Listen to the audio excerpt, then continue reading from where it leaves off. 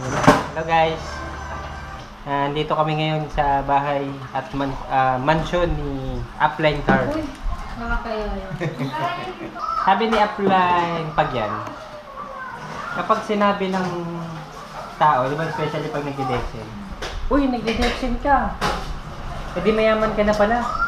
Ang pinakapangit daw na nagiging sagot ng marami sa atin, hindi naman. Hindi pa Para ang naman. nangyayari, nakukontra natin yung pagyaman. Dapat daw ang sagot, yun nga yung gusto ko eh. Yan. Okay. Kumbaga parang ano kayo, ina-attract nyo po.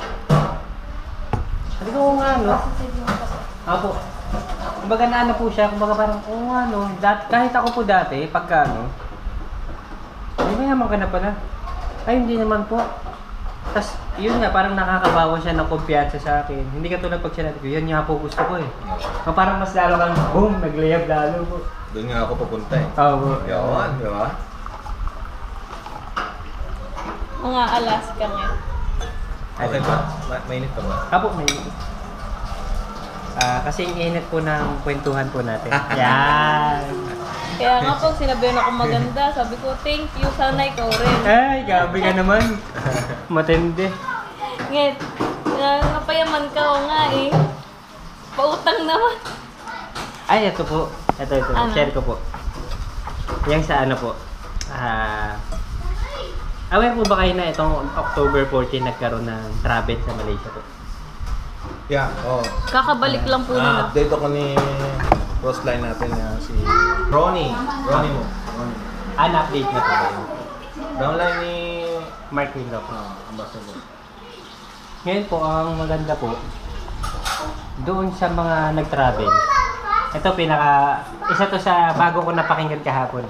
Ano? Sabi po ni Upline Manny Green Pula, sino dito gustong mag-travel? Taasan po ng kamay lahat. Sabi niya, sa mga gusto mag-travel, ito yung paalala ko. Bago ka makapag-travel sa ibang bansa, given by DXM, kailangan makapag-travel ka muna sa iba't ibang service center at saka sa head office.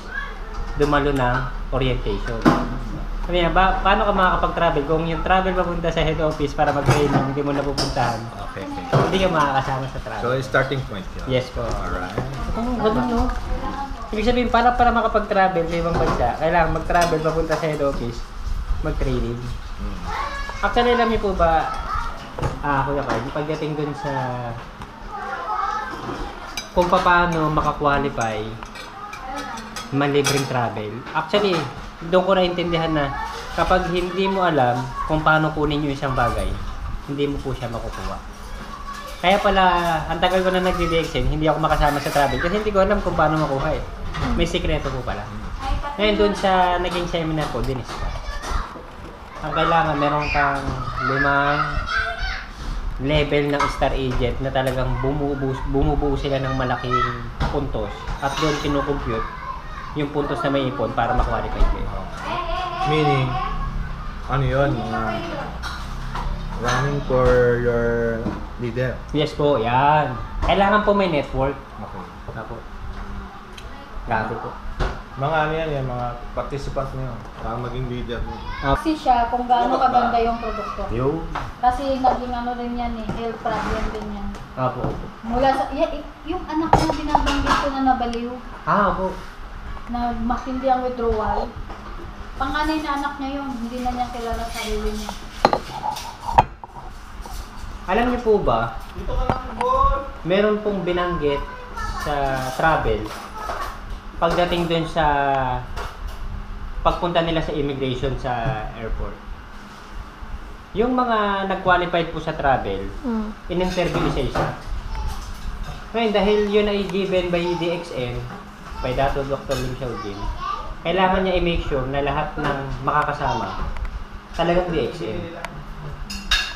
Ang nangyari po kasi, yung account na na-qualified sa travel, na ipamana lang sa kanya. So, wala siyang alam sa DXN.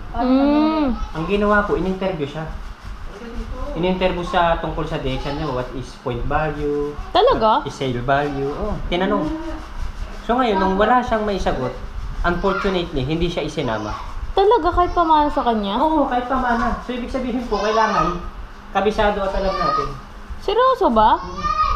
Sino kwento? Kung di ako Hindi nagkakamali, siya na-qualify. Pamana po kasi sa kanya eh. Parang alam mo niyo po Ano yun. yun yung inheritance sa DXN? Hindi niya ginawa ang DXN. tama po, kumikita siya using that account, but yung requirement para makasama, bagamat qualified talaga yung account na yun, kaso nga, meron pang isang rules na nakapaibabaw doon na kailangan ini-interview kapag hindi mo kabisado at alam kung ano yung nangyayari sa DXN. Naging dahilan para hindi siya makasama. Pero, kung yun kabisado niya po, Pasok mas siya. mana lang sa kanya, sama po siya. Sabi ng bata, akala ko akin. Saan? Natira mo ba? Yung mga bisita? Po si ano natin yun, follow up po natin. Alright. Dala na mo. Approve. Yun o, Akong bato. Isbak. spam. Yun! Ba't yan nandito ngit? May kain. Kaya na po. Handa nung Yeah.